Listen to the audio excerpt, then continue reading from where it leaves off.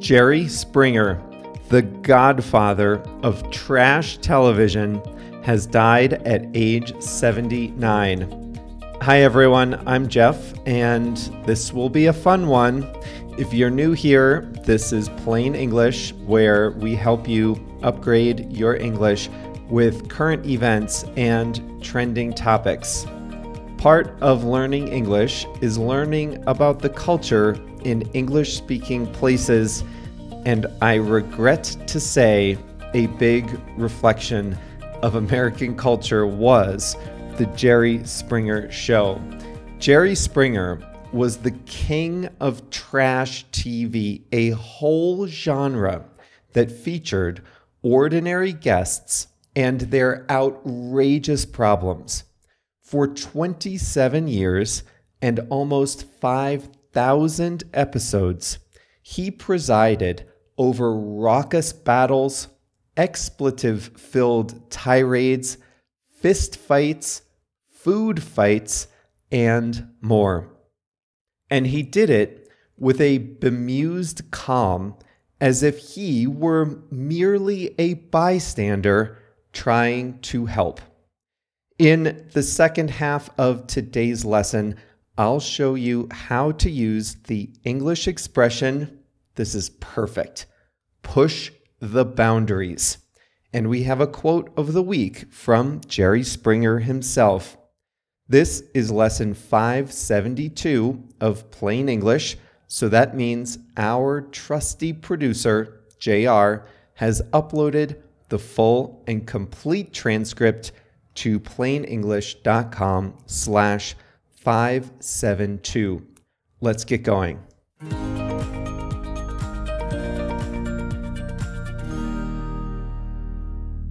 Jerry Springer once told an audience to pray for him to go to heaven. Because if I get in, he said dryly, then we're all going. Gerald Norman Springer lived from 1944 until last month, April 27th, 2023.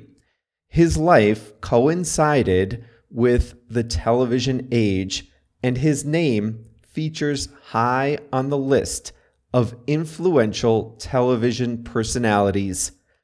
Even if you don't like what he did, you can't deny that he was influential. Jerry Springer was the king of American daytime television in the 1990s and 2000s, at one point reaching an audience of millions of people, far and away the most popular thing on television during the day. 11 o'clock in the morning was his time slot. The show was on the air for 27 seasons and almost 5,000 episodes. His formula went like this. Each show had a general theme. He would invite everyday guests onto the show, not celebrities, nobody whose name you would have heard. And he would let them share their personal problems on the air, and often they would resolve arguments and disagreements with their friends and relatives on television. And this would all happen in a studio with a live audience watching the conflict, egging on the participants, cheering the guests they supported, booing the guests they hated, and always supporting the host. This was a smashing success. Television, to that point, had been serious. The entertainment coverage was focused on celebrities, but Jerry Springer asked, why should only beautiful and famous people have their lives detailed on television? Shouldn't normal people's problems also get the same kind of publicity? The Jerry Springer Show became known as trash TV. For viewers, there was no redeemable reason to watch it. But that's what made it so addictive. Many people who watched Jerry Springer in the privacy of their own homes would never admit it to their friends. It was that bad. Springer inspired copycats among daytime talk show hosts: Maury Povich, Sally Jessy Raphael, Jenny Jones, and others. They all had their own takes, but they could never match the king of trash. Try as they might, none of the copycats could push the boundaries quite like Jerry could. Jerry Springer's name was shorthand for trashy outrage that was so bad you couldn't look away. Food fights, hair pulling, paternity tests, men fighting shirtless, even a man who married a horse. Here are some episode titles: I refuse to wear clothes. I married a horse. Home wrecking affairs. In-laws on a rampage. I'm happy I cut off my legs. And these are only the ones I'm comfortable saying out loud.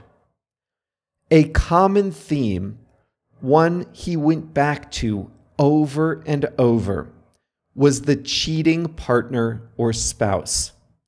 There were almost an unlimited number of ways to make this compelling television, but it often involved two women fighting over a man, or one person cheating on a partner with the partner's friends and relatives. Surprise guests were a common ingredient. He would invite two guests on. One suspected the other of cheating. Then the mistress would appear as a surprise guest. The audience would gasp in shock, and the guests would all fight it out on stage. On camera, Jerry Springer wasn't what made the show compelling TV. It was the guests. Very few of them walked off the stage looking good, but it didn't matter. There seemed to be an endless supply of people willing to go on television and embarrass themselves. They shouted and swore. They insulted one another. They betrayed each other. They taunted each other. They pulled each other's hair. They brawled. They threw punches. They threw food. They bashed each other with chairs. A lot of them took their shirts off, and I don't mean just or even mostly the men. At the climax of the fight, security guards would rush in from either side of the stage and separate the guests before anyone got seriously injured. During all of this, a besuited Jerry Springer would roam around the audience, wireless microphone in hand, calmly trying to help settle the outrageous disputes playing out on stage. During even the most raucous conflicts, he played the role of innocent bystander, as if he himself were shocked by what was happening, when actually he was the one who orchestrated the entire thing. If you think this is shocking, then I have a shocking reveal for you. Jerry Springer was once the mayor of a major American city. He was born in London in a London Underground subway station during the air raids of World War II. This wasn't uncommon. Hospitals moved maternity wards into subway stations to protect them from bombing. His family moved to America when he was 5. He graduated from Tulane University in New Orleans and then graduated from law school at Northwestern University in Illinois. He started working for a law firm in Cincinnati. Shortly thereafter, he was elected to the city council. He then rose to mayor of Cincinnati, a city of 400,000 people at the time, and he served 3 terms. He quickly transitioned to television after his term as mayor was up. He started as a news anchor and then had a daytime television show that primarily focused on news and current events.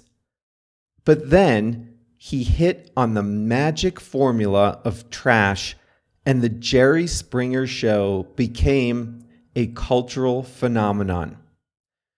Jerry Springer, the man, didn't seem to take himself too seriously. He said he would never watch his own show. He was once invited to give a graduation speech. Many of the students graduating from university objected, saying he wasn't worthy of being their graduation speaker. During the speech, he thanked the people who supported him, and he addressed the people who opposed him, saying that he agreed with them, that even he didn't think he was worthy of giving a graduation address. Jerry Springer was featured on an episode of The Simpsons, and he even played himself in a semi-biographical movie, Ringmaster. In one scene of the movie, he's in a hallway with 2 guests. They're backstage before a show. The 2 guests start fighting each other, screaming and pulling each other's hair. The fictional Jerry steps between them and stops the fight. He looks at them earnestly and says, "Save it for the show."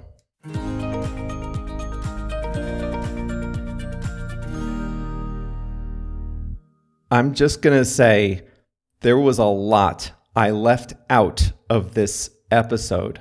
I cut a lot. I'm not even going to take the risk. If you want to know, just go to YouTube and search Jerry Springer Show. There are a lot of best of clips on YouTube. You can get a much richer flavor of what the show was like. Jerry Springer was a big deal. I never watched it. I was a kid. I was in school. I wouldn't watch it today. But this started it all, because what is reality TV? The dating shows, the Survive the Island shows, the producers take people willing to embarrass themselves. The producers tee up an unholy conflict, and then they sit back and watch the conflict play out on television, and they don't have to pay the guests anything. This was the first reality TV. They didn't pay a dime for those guests to come on and provide the primary entertainment. And that's what reality TV is today. Thank you, Jerry Springer.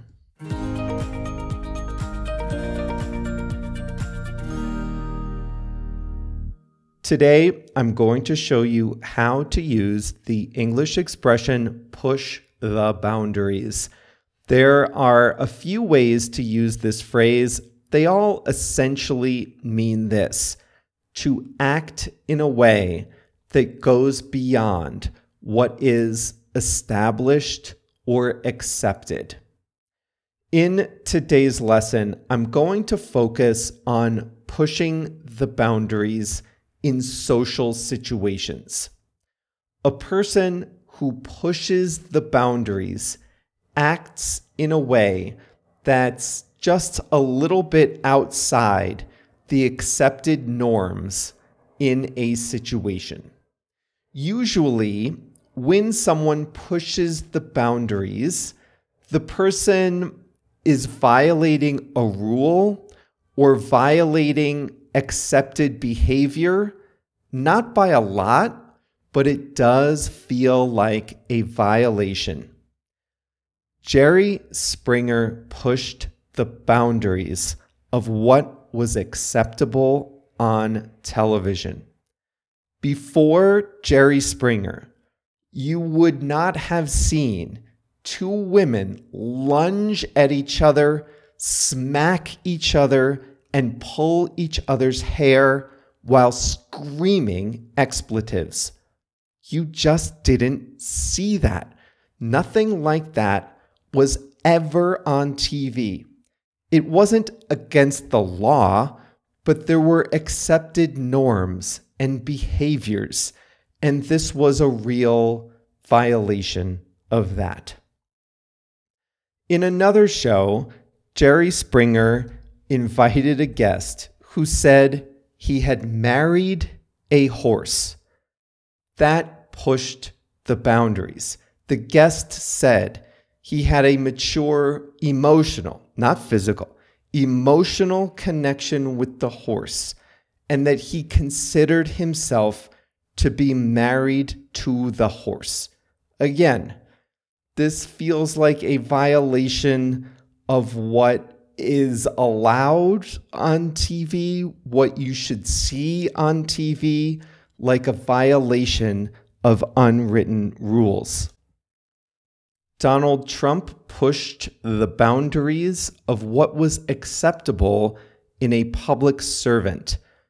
The way he talked about other politicians, other countries, the name calling, his sordid tabloid history, his controversial policies, the jobs he gave to his family members, the list goes on.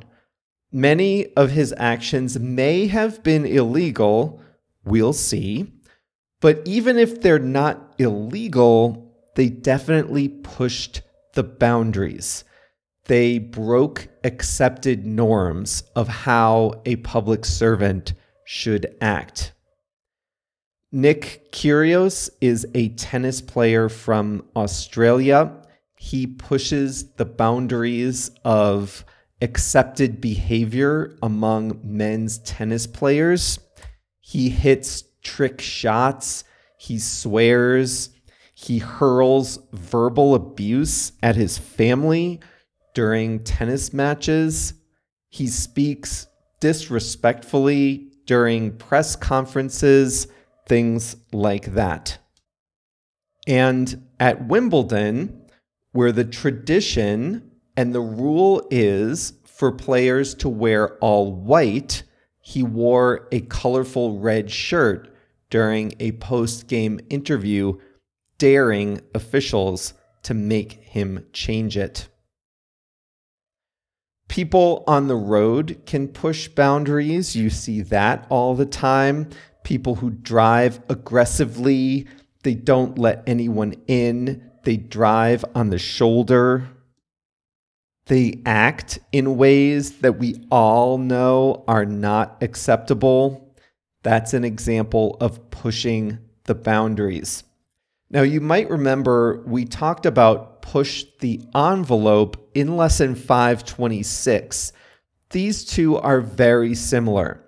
The difference is that someone who pushes the envelope makes you feel just a little uncomfortable, goes right up to the limit and maybe just a little beyond what's acceptable in a situation. Push the boundaries is like that, but worse. It really does feel wrong. It feels like a violation when someone pushes the boundaries.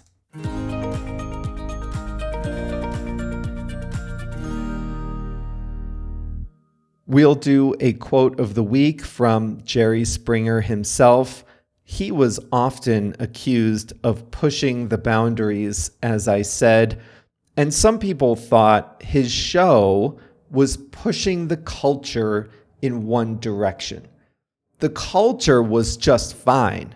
And then the Jerry Springer show started and corrupted everyone's morals. Jerry Springer disagreed. Here's what he said. Television does not and must not create values.